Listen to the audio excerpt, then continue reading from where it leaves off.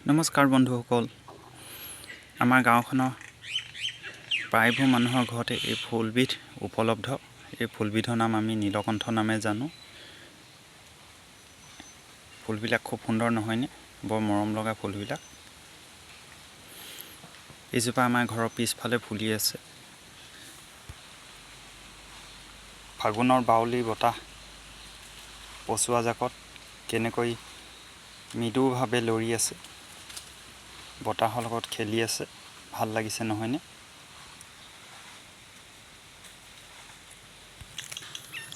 ফাগুন মাহ আহিলে এনেকৈ ভৰি ভৰি ফুলা এইবিধ ফুলৰ নাম মই পিছে নেজানো।